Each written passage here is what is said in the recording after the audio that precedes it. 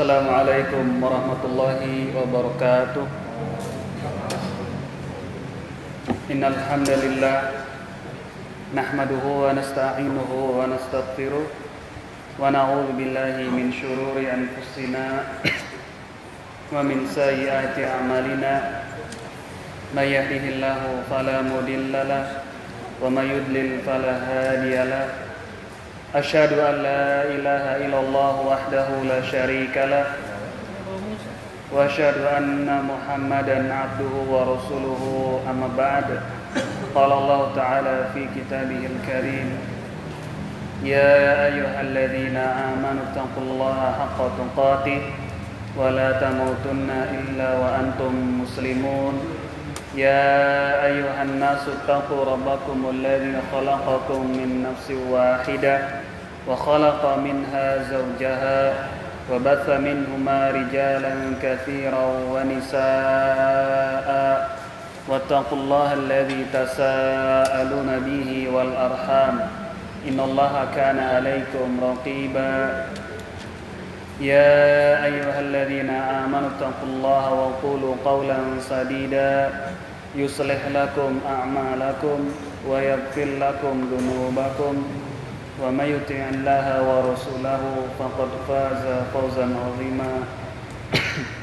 أما بعد فإن أصدق الحديث كتاب الله وخير الهدي هدي محمد صلى الله عليه وعلى آله وسلم وشر الأمور محدثاتها فإن كل محدثة بدعة وكل بدعة ضلالة وكل ضلالة في النار. Ma'asyiral muslimin wal muslimat, al hadirin wal hadirat, jamaah Masjid At-Taqwa yang semoga dirahmati oleh Allah Subhanahu wa taala. Alhamdulillah kita kembali memuji Allah Subhanahu wa taala yang telah banyak memberikan kepada kita berbagai macam kenikmatan, dan di antara nikmat yang Allah berikan pada detik ini adalah Allah Subhanahu wa taala kembali mempertemukan kita dalam majelis al-ilmu. Sebagaimana biasanya pada malam Rabu di Masjid At-Taqwa ini kita membahas kitab Al-Arba'un An-Nawawiyah yang dikarang oleh Al-Imam An-Nawawi rahimahullahu ta'ala.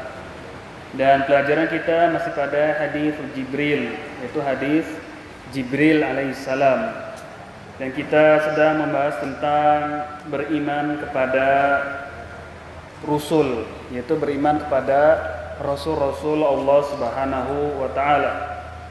Dan dalam beriman pada Rasul ini kita mengambil keterangan dan faedah dari Syarah Al-Usul As-Salasah karya Al-Imam Ibnu Utsaimin rahimahullah ta'ala ketika beliau menjelaskan tentang beriman kepada Rasul pada hadis Jibril di kitab Al-Usul As-Salasah.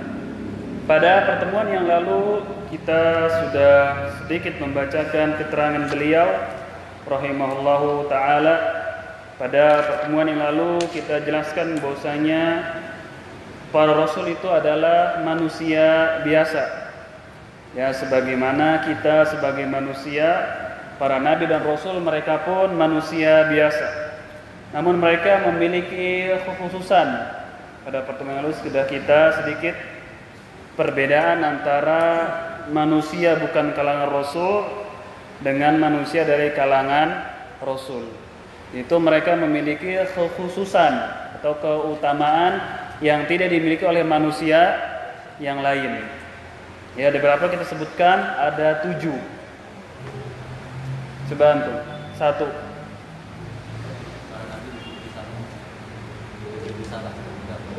Para nabi atau rasul mereka diberikan risalah, yaitu wahyu.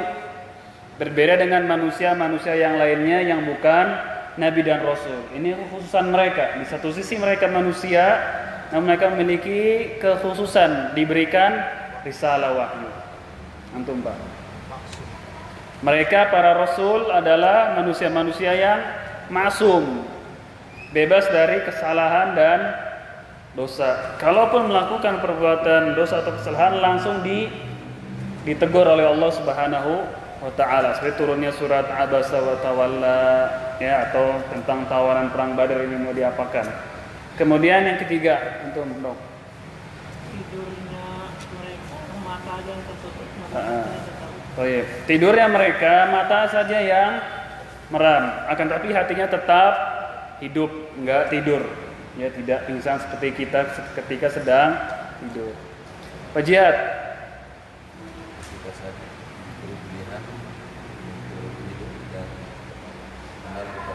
Ya, ketika para rasul atau nabi sakit yang membawa kepada kematian mereka, dikasih pilihan mau tetap hidup di dunia atau mati bertemu dengan Rabb-Nya.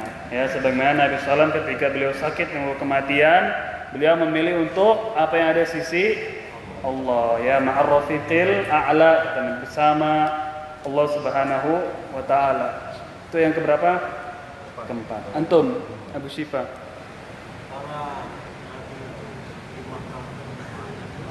Ya, para nabi dan rasul mereka diwafatkan di tempat dimakamkan, dikuburkan di tempat mereka wafat atau mati. Disitulah dikuburnya para nabi dan rasul. Sudah berapa itu? 5. Antum, Fit. Jasad para rasul itu tidak dimakan oleh bumi atau tanah, ya, tetap ada. Kalau jasad-jasad yang lain ini makan tanah seperti manusia yang lainnya. Ya, namun di sana kadang ada jasad juga yang enggak dimakan, tapi itu bukan kekhususan mereka, adalah para nabi dan rasul. Ya, lalu timbullah cerita-cerita lalu dibikin majalah yang enggak aja. Satu lagi. Antum hadir enggak yang minggu lalu? Hadir, wajib jawab. Mereka hidup di kubur mereka sholat dan yang lainnya di kubur mereka itu. Ya, para nabi dan rasul. Itu dari kekhususan mereka. Walaupun mereka manusia tapi memiliki kekhususan. Ya, faidah itu disebutkan oleh Syekh Abu Islam Toha dalam kitab beliau Al-Aqidatu Awalan Law Kanu Ya'lamun. Kemudian sini Syekh menjelaskan Rasul tidak memiliki kekhususan ar-rububiyah dan juga kekhususan uluhiyah pada pertemuan yang lalu, ya.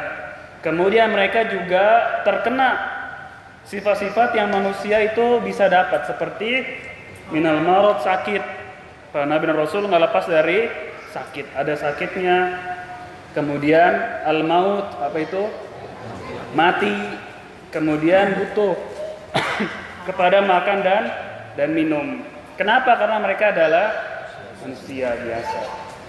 Ya, mereka memiliki istri, memiliki keturunan sama seperti manusia yang lain. Kecuali Isa bin Maryam, tidak diriwayatkan beliau itu memiliki istri dan keturunan.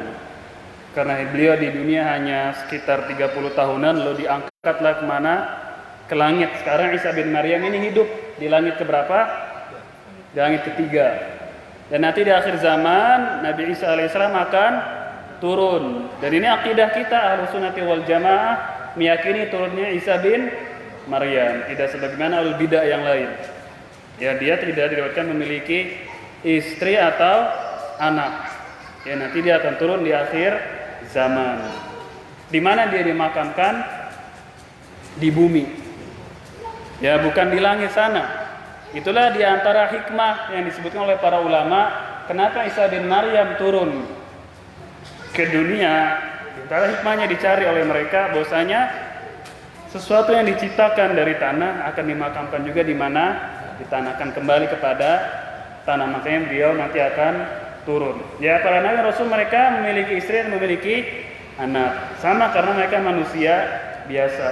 Ya, yang menjadi dalil di sini bahwasanya para rasul membutuhkan makan dan minum diturunkan di surat Asy-Syu'ara ayat ke-79, 80 dan 81. Itu buka syarahnya yang bawa. Kan kita suruh bawa syarah surat Al-Asr. Di situ Syekh Ibnu Utsaimin menurunkan surat Asy-Syu'ara ayat ke-79 dan 81 sampai 81. Walladzi huwa yut'imuni wa yasqin. Kata Ibrahim alaihissalam, dialah Allah yang memberikan aku makan, wa yasqin, dan juga memberikan aku minum. Wa idza maridtu fahuwa yashfin. Apabila aku sakit, kata Nabi Ibrahim, maka Allah lah yang menyembuhkan. Berarti Nabi Ibrahim makan, minum dan sakit.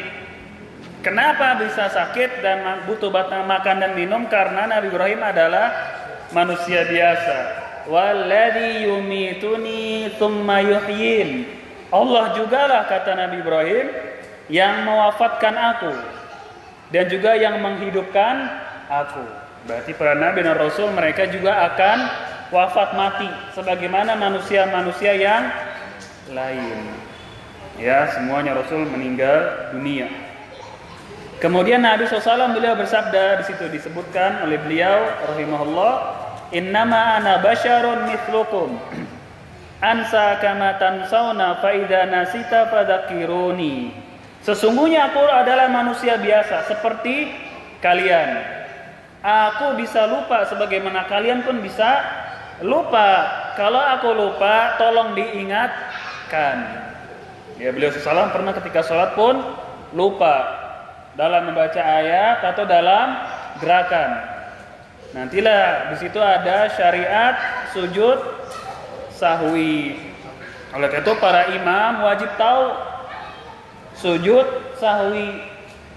Jangan ketika tersalah atau ada lupa dalam sholat tidak melaksanakan sujud sahwi. Ya, harus para imam ini harus mengerti fikih dalam sholat. Ya, tidak sembarangan. Oleh karena itu orang yang ditunjuk sebagai imam sebuah kaum, pertama dia harus memiliki hafalan yang banyak. Dia juga harus paham terhadap as-sunnah, terhadap agama ini. Di antara memahaminya adalah bagaimana sifat sholat, termasuk juga tentang sujud sahwi. Nabi SAW mengatakan kalau aku lupa tolong diingatkan. Ya, tapi dalam menyampaikan risalah pernah salah enggak? Pernah. Maksum. Dalam menyampaikan risalah beliau SAW dijaga, enggak ada kesalahan. Tapi dalam hal-hal yang lain bisa saja lupa, bisa saja enggak tahu. Sebagaimana kisah tentang kurma. Ya, yang Nabi SAW pernah usul kepada sebagian sahabat untuk diapain, saya agak lupa riwayatnya. Lalu salahlah Nabi SAW enggak tahu. Apa kata beliau? Antum a'lamu bi umuri dunyakum. Kalian deh lebih tahu tentang urusan dunia kalian. Bisa salah beliau SAW, bisa dalam masalah-masalah yang lain. Tapi dalam menyampaikan risalah syariat ini maksumun, beliau dijaga. Ya kan? Padahal hal lain bisa saja lupa. Beliau SAW bahkan pernah disihir. Ya kan? Dalam sihir itu beliau SAW lupa. Efek dari sihir tersebut Nabi SAW lupa. Dilupakan dari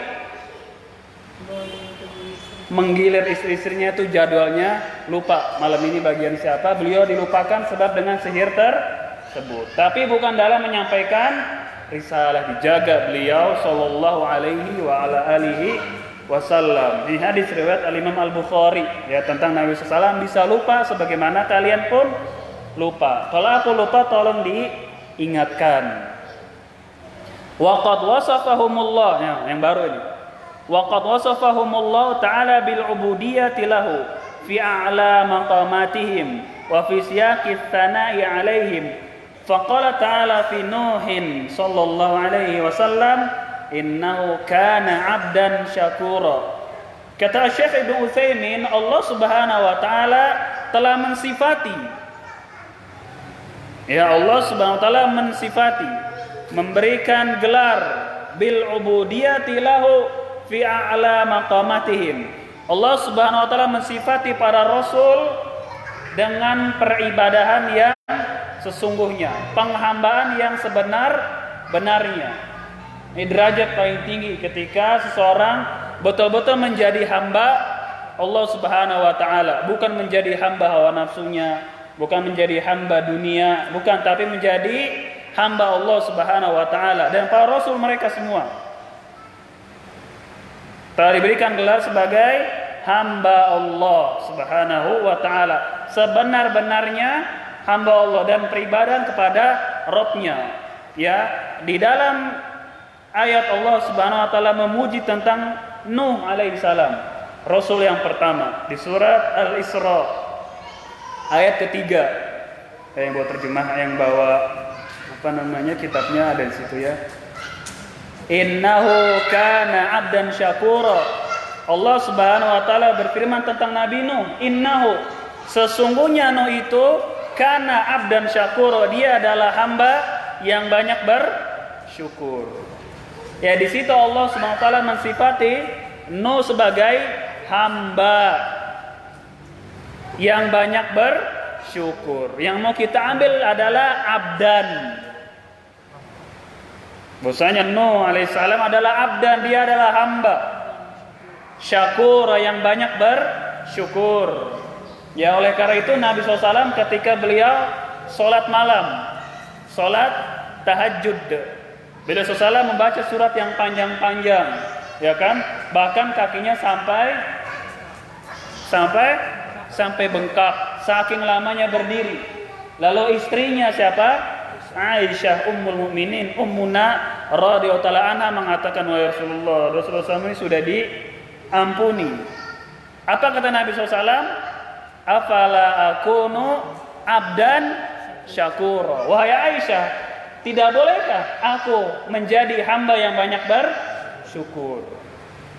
Sama ketika Allah menggelarin Nuh alaihissalam, innahu kana abdan syakura. Nuh adalah hamba kami yang banyak bersyukur. Dan Nabi SAW pun mendirikan sholat malam. Afala akunu abdan syakura. Wahai Aisyah, nggak bolehkah aku menjadi hamba yang banyak bersyukur? Ini para nabi dan rasul, mereka diberikan gelar abdun, sebenar-benar hamba, penghambaan yang paling benar, yang paling lurus. Wa qala fi Muhammadin sallallahu alaihi wasallam. Kemudian Asy-Syaikh Ibnu Utsaimin beliau melanjutkan, dan Allah Subhanahu wa taala berfirman tentang Nabi Muhammad sallallahu alaihi wasallam di surat Al-Furqan ayat yang ke-1. Pertama,